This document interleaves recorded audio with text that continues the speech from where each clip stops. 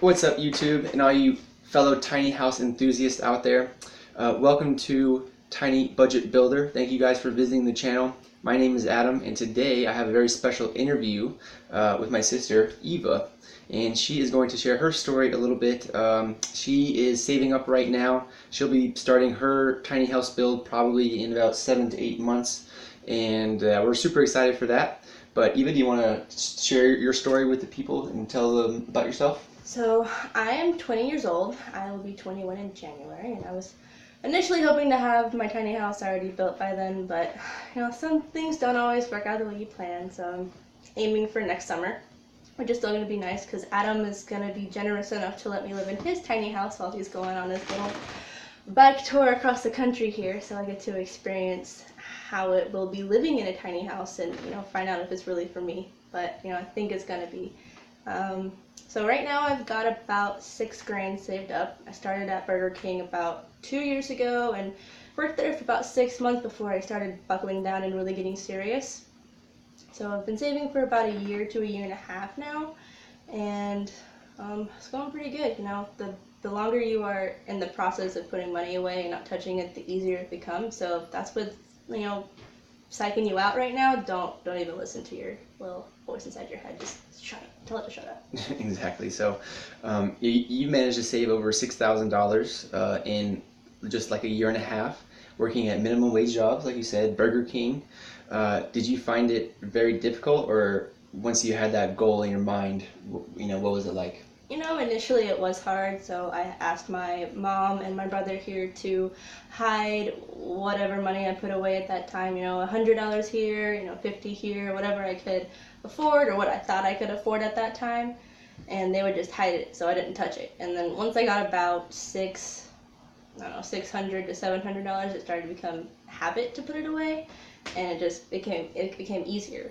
And once I got about $2,000, I started upping how much I would put into it, and it's all about willpower, guys. It's all about willpower. Absolutely. So kind of touching on that, you have been saving up for over a year and a half. You haven't even started building yet, so it's kind of out there in the future for you, right? Mm-hmm. So that takes a kind of a special person to be able to save that money up at such a young age and commit to building a tiny house, right? That's a big deal. So do you have any words for the people out there who are watching and about persistence and sticking with it? Like I said, you got to put some money away just so it's there, like maybe $100 just to start off with, because it's not a lot of money. And once it's there, and you got to really make sure it's something you want to do too. I thought about it for a really long time, and watching Adam's house come to life, it was like, okay, I can actually do this. This is a real thing for me, and all the benefits that come with it. I mean, you don't get a mortgage, you don't have an electric bill or a water bill if you make it off grid like I plan on doing. It's so beneficial to you and to the planet. It's a no-brainer. Do you have any kind of fears or intimidations as far as being a girl and trying to do this by yourself? Now, some of the physical aspects of it frighten me a little bit. Like the windows here are really heavy, and putting them into place and finding the windows too. And the wall framing. Adam needed about 3 people to help him move them, and I don't know if I have that many friends, guys. I really don't know if I'm gonna have very many people offering to help me. Are you kidding? All you need is 2 people to come over on the heavy days. So I just want to mention real fast, most of the work you can do yourself. Some of the stuff you're gonna need multiple people for. Things like lifting the walls around. You might need a couple people to move those, or whenever you're ready to install your windows. If you have big windows or big doors, you might need a couple people to help you with that. But those are really the only big things, and those are just like one Saturday type jobs. Okay, so don't feel intimidated or discouraged because of that. Good words of wisdom.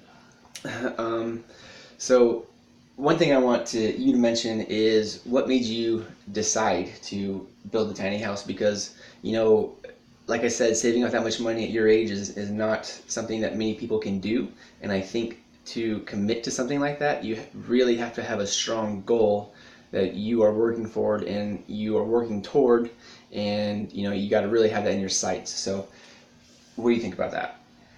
I think you're absolutely right. You do have to have something special inside you to have that, so like have that conviction.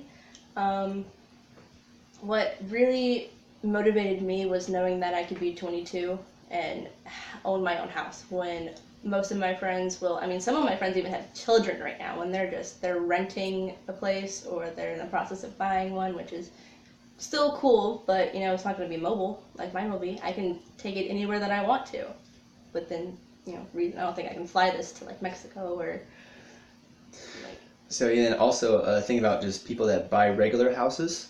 A lot of people don't know this, but when you get a bank loan for a house or for a car or to go to college or anything like that, it's kind of a scam, because what's actually happening, the bank doesn't have any money on deposit.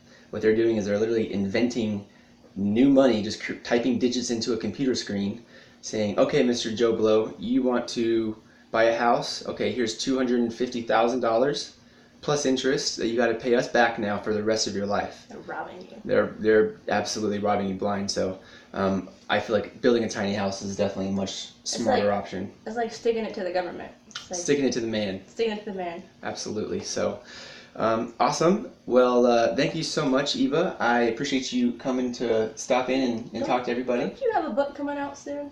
I do actually have a book coming out soon. Thank you for mentioning.